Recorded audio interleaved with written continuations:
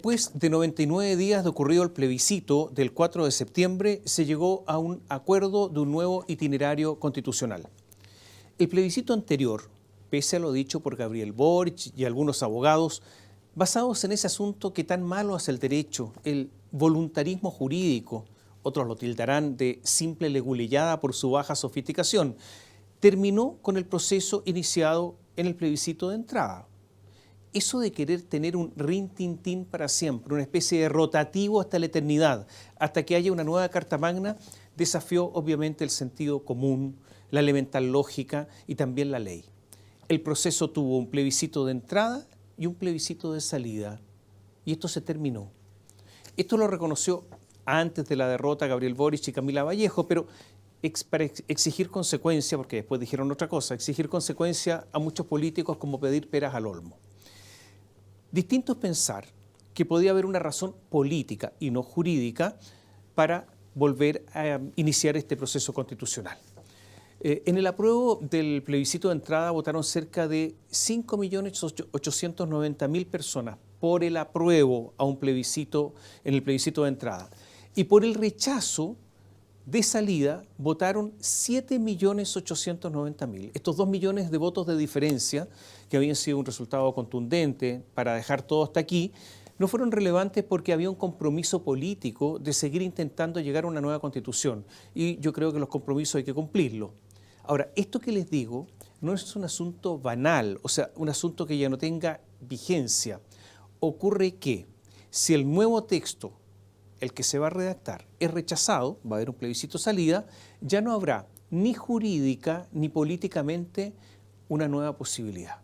Ahora sí está absolutamente claro, se termina todo.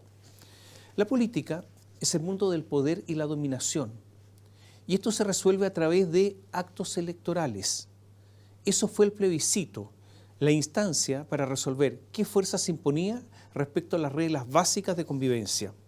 Y en este plebiscito perdieron la izquierda más radical, el Partido Comunista, las nuevas generaciones políticas y el llamado socialismo democrático, que se ha convertido en una especie de parásito de las dos colectividades anteriores. Y ustedes saben, los parásitos no resuelven, sino que profitan. Era tal la voluntad de triunfo total que simbólicamente eligieron para el plebiscito de salida una fecha, 4 de septiembre, porque un 4 de septiembre, pero de 1970, había ganado Salvador Allende. Después Allende ganaría en el Congreso, pero por la ciudadanía ganó el 4 de septiembre, por eso todo esto era simbólico.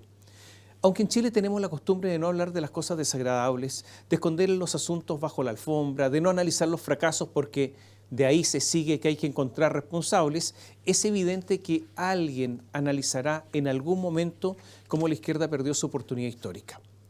¿Ganó algo la izquierda pese a esta gran derrota? Yo creo que sí. La idea de un Estado social y democrático de derechos, o sea, de una socialdemocracia establecida a nivel constitucional, no es una ganancia que deba ser menospreciada por parte de la izquierda. Porque devenido esto, insisto, en un mandato constitucional, al final esto se va a imponer, porque quienes resuelven la aplicación de las normas, ¿quiénes son? Son los jueces, y ya sabemos cómo actúan y podemos prever cómo aplicarán la ley las nuevas generaciones de jueces, cuando esas nuevas generaciones que ya existen lleguen a la Corte Suprema. Devenidos, ellos están todos, son herederos de la escuela del juez Carlos Cerda, que les dio un valor esencial a la ideología del juez al momento de tomar una decisión y dictar una sentencia. Por lo tanto, aquí sí hay una victoria de la izquierda, que es una victoria cultural, sin duda. Pero también hubo una derrota frente a la magnitud de la victoria que estuvieron a punto de alcanzar. Porque lo que querían, y casi lo alcanzaron, era un triunfo que le permitiera la conquista rápida, legal, limpia de las instituciones. Por eso, si usted revisa los llamados bordes o principios constitucionales del acuerdo recién firmado, son principios del derecho constitucional clásico, que podrían aplicarse en cualquier país del primer mundo, pero que acá no gustaban porque eso es justamente lo que no querían y es la prueba exactamente de lo revolucionario de izquierda que era el proyecto constitucional. Las negociaciones fueron muy duras durante estos 99 días. Hubo recriminaciones, garabatos incluso garabatos proferidos por dirigentes, como se dice ahora. Hubo golpes en la mesa, amenazas, incluso algunas amenazas nada develadas. El gran ganador, que fue un partido, yo diría que no existe, es el gran ganador, un partido que no existe porque es un nasciturus, como lo llamaban en latín los romanos, o sea, el que está por nacer, Amarillos, que solo tiene un parlamentario, pero que fue el que impuso sus términos. La rabia de la ministra Carolina Toá y otros con estos advenedizos fue notoria. Escudo de la derecha, le dijo Carolina Toá, y otras cosas más. ¿Qué legitimidad tienen entonces los amarillos o no tienen ninguna, como dijeron varios? ¿En qué elección han participado ustedes?, les dijeron. ¿Qué peso tienen con un solo parlamentario? Bueno, en política, cuando hay democracia, lo decíamos, las relaciones de poder la dan los actos electorales. Y Amarillos, pese a lo que digan algunos críticos, sí participó en un acto electoral, yo diría el más importante de los últimos años, participó en el plebiscito. Porque mientras la derecha se escondía para no perder votos, esto es notable, mientras a sus principales líderes, Piñera y Kast, les ponían un bozal para que no hablaran, Amarillos se desplegó, hizo campaña y fue parte de la victoria. Y no solo eso, eran todos prácticamente de centro izquierda, y es eso lo que no les perdonan. Para quienes gobiernan Amarillos no son adversarios políticos, son traidores. De ahí la furia que no logran contener. Las huestes del Partido Comunista están muy descontentas con el acuerdo alcanzado. Lo comentábamos en una columna anterior, el Partido Comunista está viviendo un proceso interno. Enfermo Guillermo Tellier, viene ahora la sucesión. El problema es que en el Partido Comunista esto no se resuelve con candidaturas, con elecciones, con campañas, con listas, no. Además, cuando eligen a alguien, lo hacen por muchísimos años. ¿Hace cuántos años que está Tellier a cargo del Partido Comunista? Todo esto muy democrático, como ustedes saben. Lautaro Carmona, que es el número 2 del Partido Comunista, es un duro entre los duros, pero tiene menos capacidades negociadoras. Camila Vallejo se está jugando sus cartas personales, como todo político. A ver, ¿qué es lo que se está jugando ella? Ella se está jugando básicamente el premio mayor, aunque haya que irse del Partido Comunista para lograr eso. Y Carol Cariola no logra todavía digerir la derrota del plebiscito y no celebró el acuerdo porque entiende que el corolario, que es el corolario de ese fracaso. Lo que se vive en el Partido Comunista debe entonces ser mirado por usted, por todos nosotros, como un elemento importante para analizar la situación política. Debido a que las fuerzas de oposición y el oficialismo podrían estar bastante empatadas en una eventual elección para elegir el nuevo Consejo Constitucional, de hecho hay un empate en el Senado y se va a aplicar el mismo sistema que se aplica en el Senado para elegir a los miembros del Consejo Constitucional, que es la nueva convención, necesariamente deberán ir unidos los dos polos, oficialismo y oposición. Y aquí hay problemas. El problema de la derecha es José Antonio Kast. Él y su partido, el Partido Republicano, no adhirieron al pacto para redactar la nueva Constitución. De hecho, no quieren una nueva Constitución. Están en contra del Estado social y democrático de derecho, por lo demás que ya está acordado y pactado. ¿Irán en un pacto? ¿Y un pacto para qué? Si no quieren esto, ¿un pacto solo electoral y poco más? Amarillos ya se ha abierto a unirse a la derecha en esta elección. Y en el oficialismo están involucrados a incorporar al que sea, a cualquiera. Se llama Operación Raspado de la Olla, hasta para la tan vilipendiada y hoy convertida en pigmeo. Democracia cristiana, hay palabras amables para que se sumen. Diego Ibáñez, que no quiere nada con la democracia cristiana, ahora dicen, vengan a nosotros, los acogemos con amor político. Todo vale, todo cuenta, todo suma. A algunos en la democracia cristiana les gustaría armar un pacto solo con el Partido Socialista y el PPD, pero son dignos de una inocencia tierna. Creen que existe la posibilidad de que los PS y PPD vayan a renunciar al poder, a los cargos, al gobierno, a la influencia, para aliarse con el grande devenido en pequeño. No hay ninguna posibilidad. La democracia cristiana entonces tendrá que seguir la suerte de los que hoy son sus hermanos mayores. Hay una Junta Nacional de la Democracia Cristiana en enero, el primeros días de enero, el 7 de enero, Y ahí van a develar, van a resolver una suerte de qué van a hacer con los restos del naufragio, o sea, con los pocos sobrevivientes que aún quedan en la DC. Algunos dicen que podrían irse al gobierno y otros dicen que simplemente quedarían solos, pero si quedan solos no tienen nada que hacer. Será en esta elección muy incidente, me refiero a la elección de los consejeros constitucionales, las regiones metropolitanas de Valparaíso y del Biobío. Será una campaña muy cara. Cualquier campaña de senador es cara y por lo tanto aquí se siguen las reglas del Senado. Será una campaña muy dura y como no hay tiempo para dar a conocer rostros nuevos, será una campaña con personas conocidas. O sea, habrá muchos de estos personajes que son más de lo mismo.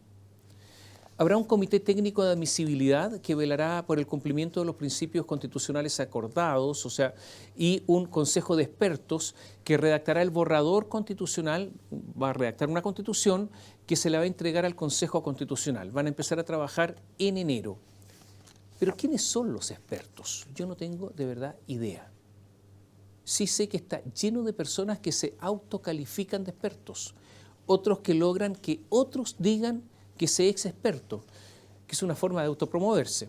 Fernando Atria, por ejemplo, fue permanentemente presentado como constitucionalista y él siempre se ocupó de no aclarar que no es constitucionalista, que nunca ha hecho clase de Derecho Constitucional, que ni siquiera pertenece al Departamento de Derecho Público de la Facultad de Derecho de la Universidad de Chile y que siempre fue profesor del curso de primer año de Introducción al Derecho. Porque así se mueven estas cosas.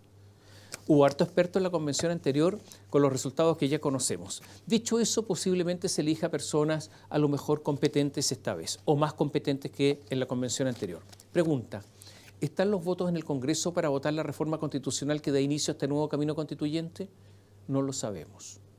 En los detalles a veces se pierde todo y ya se anuncian indicaciones al proyecto de reforma constitucional que está siendo redactado en estos instantes por 6 de nuevo, expertos representantes de partidos políticos. Otra pregunta, pero más allá del Estado social y democrático de derechos, ¿se puede prever que la nueva Constitución se va a diferenciar mucho de la actual Constitución? Yo creo que posiblemente no tanto, salvo el hecho de que, de lo visto en los últimos tiempos, más importante de lo que diga la Constitución es la forma en que se aplica. Entonces posiblemente haya diferencia, no en las normas, sino en su aplicación. Y ahí entran, se lo reitero, los jueces.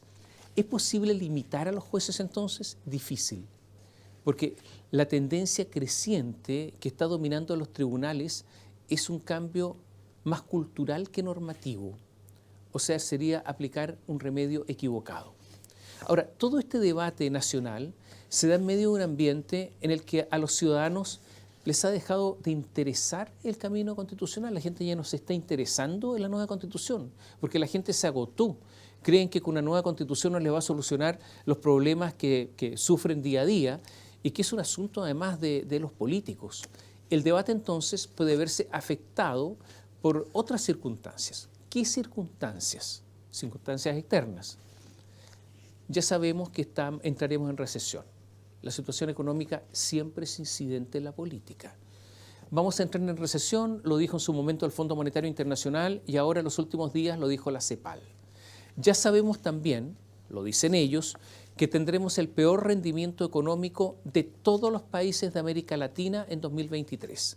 También sabemos que hasta ahora no hay ningún plan económico del gobierno y que Mario Marcel, más allá de las palabras, cada vez más vacías, creo yo, que lanza la opinión pública, lo único que estima es que hay que hacer unas cuantas ayudas focalizadas. Pero esto es totalmente insuficiente. También sabemos que en las giras a Estados Unidos de Marcel y en la gira que hizo ahora a Londres con el Chile Day, también le fue mal.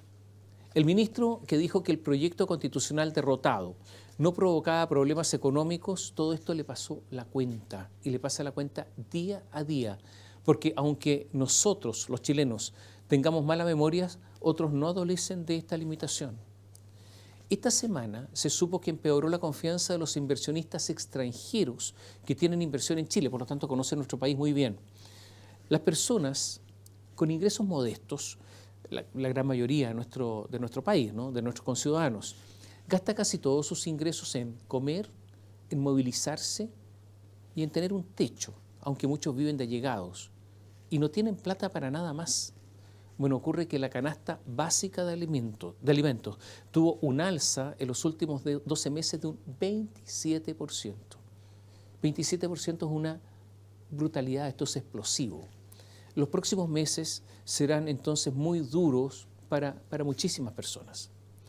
La reforma de las pensiones que se está tramitando en el Congreso contempla un autopréstamo, o sea, sacar plata, una vez más, de las AFP, pero ahora con la figura del autopréstamo. Yo me autopresto, es una figura rara.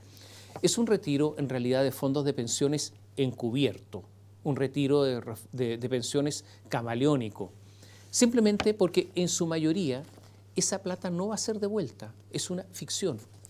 Esto aumentaría la inflación y es absolutamente contrario a la reforma previsional, pese a que es un proyecto del gobierno. Entonces, porque con menos plata, evidentemente que hay menos posibilidades de reforma constitucional. Pero ¿cuál es la razón de esto? El miedo a Pamela Giles y la posibilidad de que en medio de la crisis que viene haya parlamentarios que vayan por el nuevo retiro siguiendo a Pamela Giles. Este es un riesgo enorme. Los que gobiernan ya estuvieron por los retiros, así que no tienen argumentos creíbles para oponerse. Se viene todo esto muy complicado y estos son los temas que hoy están interesando a la gente, más allá que el tema constitucional. La preocupación ciudadana mayor, en todas las encuestas, en todas, es la delincuencia, la seguridad pública. El ente que persigue a la delincuencia es el Ministerio Público con la ayuda de las policías. El jefe del Ministerio Público es el fiscal nacional. Bueno, resulta que hay que elegir ahora fiscal nacional. El fiscal nacional, el candidato propuesto por el presidente Boric, José Morales, fue rechazado por el Senado, incluyendo en el rechazo senadores oficialistas. Y ahora propone Gabriel Boric a Marta Herrera, sabiendo que no tiene los votos en el Senado. Además, no solo es una continuadora del estilo de Jorge Abot, sino forma parte de su círculo estrecho.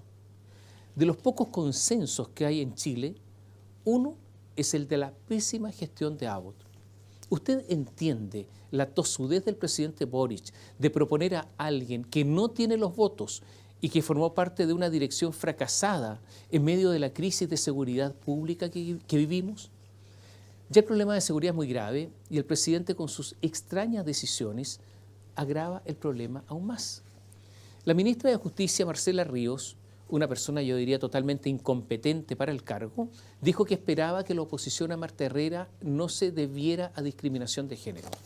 La verdad es que con este nivel de argumento, en un gobierno normal, yo creo que debiera abandonar su puesto. Pero nada de esto es normal. En La Moneda sostienen que Gabriel Boric está ahora resuelto a que el próximo fiscal nacional debe ser sí o sí una mujer.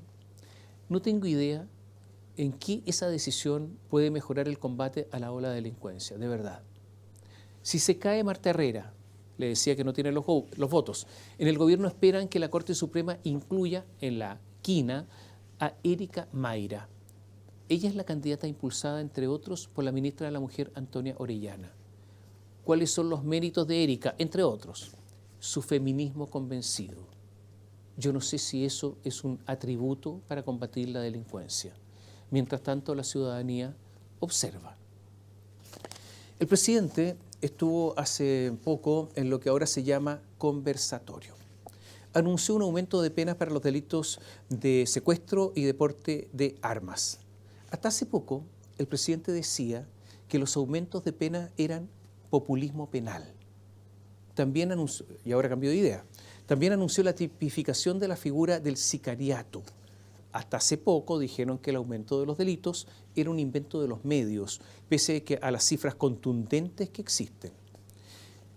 El pasado fin de semana asesinaron a 5 personas en Santiago. Luego, durante la semana, hubo otros homicidios. En un solo hecho, balearon una sub con 4 ocupantes a bordo. Les dispararon desde 100 metros con armas automáticas, metralletas. Hubo un baleo en la zona durante más de 2 horas. No se sabe si esas personas creyeron que eran adversarios y los mataron o estaban metidos en los líos. Pero hubo baleos durante 2 horas y nunca llegó Carabineros. ¿Saben ustedes cuándo llegó? Cuando alguien tomó el teléfono y les dijo, hay un accidente de tránsito. Porque cuando balearon esta sube, el conductor baleado impactó a una contención caminera en la calle. Bueno, resulta que ahí sí que llegaron los carabineros porque había un accidente de tránsito. Cuando hay baleo, Carabineros no va, no llegan. Hace algunos días, la Corte Suprema anuló un juicio por porte ilegal de armas. ¿Qué había pasado? Carabineros, en una zona de mucha comercialización de droga, vio a una persona que tenía un papel similar a unos papeles que se usan para guardar droga. Hay unos papeles que son característicos. Le hicieron entonces un control de identidad y descubrieron que andaba con una pistola de 9 milímetros en su bolsillo. ¿Qué dijeron los ministros de la Corte Suprema? Que cuando le hicieron el control de identidad hubo discriminación, porque si lo hubieran visto en una zona en que no hay tanto tráfico de droga, no lo habrían controlado.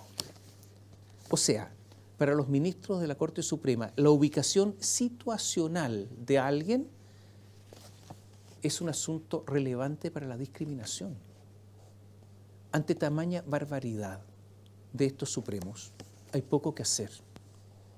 Son los llamados, lo dijimos antes a propósito de la aplicación de las normas constitucionales, son los llamados jueces progresistas, partidarios de la llamada igualdad sustantiva, que en muchos casos solo permite esconder, yo creo, casi la prevaricación. De más está decir que la candidata a la moneda fiscal nacional, nos referimos a Erika Mayra, contó en la Suprema con los votos de varios de los ministros que dejaron libre al hombre armado. ¿Se da usted cuenta que las cosas como que comienzan a calzar? Y ya que hablamos de asuntos de gestión, por primera vez desde la reforma procesal penal paralizaron los fiscales. Hubo huelga de fiscales durante 2 horas. Naturalmente que fue un paro ilegal, pero ¿y qué importa? ¿Quién va a perseguir la ilegalidad de los fiscales? ¿Qué fiscal va a perseguir a otros fiscales? Incluso alguien podría opinar, puede ser, que sería aplicable aquí la ley de seguridad del Estado. Pero ¿qué fiscal va a tomar esa causa? ¿Por qué pararon los fiscales? Dicen que ellos, que ganan sueldos altos, tendrán un reajuste de poco más de 260.000 pesos para el próximo año y no del 12% como obtendrán los funcionarios públicos con sueldos más bajos. Yo creo que, mire, si usted ve, hay harto fiscal que en las redes sociales propicia mayor justicia económica. Varios que se alegraron con la primera línea, varios que proclaman a todo el mundo su deseo de una mejor distribución del ingreso. Pero esas proclamas terminan cuando les toca a ellos, y ahí sí que no. Y están amenazando con nuevas ilegalidades. Todo esto es notable. Y ante eso, silencio del gobierno y de la ministra de Justicia, está todo paralizado. Estos son los temas que preocupan. También preocupa la inmigración. Siguen entrando personas sin oposición en el norte del país. No hay personal para detenerlos. El subsecretario Manuel Monsalve visitó la zona norte, y dijo que, habló de mesas de trabajo una vez más, de comisiones, todo esto que todos los gobiernos están haciendo lo mismo. Dice que el problema es que el gobierno anterior, el de Piñera, no dotó de cámaras térmicas y de comunicación satelital a las policías. Está bien, yo creo que eso puede ser un problema. Y el gobierno anterior además lo hizo muy mal en materia de migratoria. Pero considerar que ese es el problema, yo creo que está en un error. Sin considerar que los que hoy gobiernan, incluyendo a Monsalve, siempre se opusieron a todas las medidas de inmigración del gobierno anterior. Y ahora se opone Monsalve a decretar estado de emergencia en el norte y así poder trasladar militares a la frontera. Hoy día no se puede, hay que decretar el estado de emergencia. Entonces hay harto discurso y palabrería, mientras la noticia, con sentido de urgencia, comenta, mira, la policía, lo comenta privadamente, la Policía de Investigaciones, pero todos lo sabemos. Ellos dicen que cada 100 venezolanos que entra, 40 al menos tiene problemas con la justicia. 40% al menos han cometido delitos. Repito, estos son los temas que tienen ahogados emocionalmente a muchos ciudadanos. El gobierno ha tenido muchísimos problemas de gestión. Todos estos problemas de gestión. Hay en estos momentos, grandes incendios provocados por el hombre y aumentados por la ola de calor que ya dura muchos días en la zona central. Estas olas han sido enormes, 10, 12 días con una interrupción de un día, después viene el calor de nuevo. Hay incendios grandes, muy grandes, en la región metropolitana, en la región de Valparaíso, de O'Higgins, del Biobío. Muchos incendios. Ya el día miércoles había humo y ceniza en Santiago.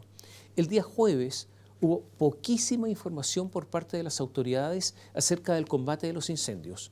La información que poseo es que hay una gran descoordinación entre personal de la CONAF, personal de bomberos, personal municipal, están todos descoordinados. Hay falta de personal en las brigadas forestales contratadas por CONAF. Hay medios aéreos reducidos, por lo menos no se ven mucho los medios aéreos. Hay falta de capacitación y por lo mismo hay bomberos heridos y hay una persona además muerta. El día jueves, Santiago estaba con el cielo absolutamente tapado por el humo y las cenizas. Altas temperaturas en la capital, el sexto día con más altas temperaturas desde siempre. Este es el nivel. Y fíjense que en la noche del jueves no había información por parte de las autoridades, entonces todos estimamos que el día viernes temprano iba a haber información. Es una información que ayuda a los ciudadanos, que los puede tranquilizar y que ayuda además a que sepamos en qué lugares hay incendio y cuáles son los peligros. Bueno, no había punto de prensa en la ONEMI. Se anunció una conferencia de prensa de la ministra de Salud, Jimena Aguilera, para las 9:15 de la mañana, como una burócrata cualquiera. Y la suspendió, porque estimó que políticamente era mejor no aparecer y se dio a entender que solo hablaría de Santiago y que hablaría, por lo tanto, el Seremi de Salud, Gonzalo Soto. Efectivamente, más tarde la habló, junto a la delegada presidencial Constanza Martínez. Hace tiempo que yo no escuchaba un punto de prensa tan insulso, tan sonso. La frase más usada es, estamos evaluando. Otra frase, estamos diagnosticando. Fíjense que llamaron a los ciudadanos a usar el transporte público, a bajarse de los autos. Usen el transporte público, no usen autos. Pero no había ningún reforzamiento al transporte público. Pura palabrería. La ministra dijo después que los que hablaron lo hicieron temprano, a las 9:30 horas. Vaya sentido de urgencia de esta doctora. Repito, hace tiempo que no escuchaba un punto de prensa así. El presidente Boric, horas después, tarde del viernes, ante la gravedad de los hechos resolvió suspender todas sus actividades y sobrevolar parte de las áreas afectadas y visitó a un herido. Y la ministra sigue sosteniendo que ella se levantó temprano. Gabriel Boric nombró nuevos embajadores. Hay varias embajadas después de tantos meses de gobierno que estaban acéfalas. Hay algunas que todavía siguen así. Para Colombia prefirió a María Inés Ruiz Zañartu. Ella es periodista, le gusta el periodismo. Estudió en La Habana porque ese es el periodismo que le gusta.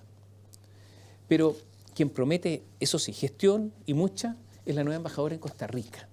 Nuevamente Gabriel Boric optó por un premio de consuelo a una amiga.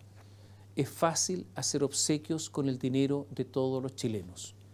Y parece que es fácil hacer lo que prometió, es fácil hacer lo que prometió no hacer. Margarita Portugués es relacionadora pública y fue, curiosamente, analista jurídica de la Subsecretaría de Telecomunicaciones sin ser abogado. Cuadre usted el círculo. Alguna vez prometió radicalizar la economía chilena. Margarita promete que en la Embajada chilena en Costa Rica, ahí sí, que habrá mucha gestión.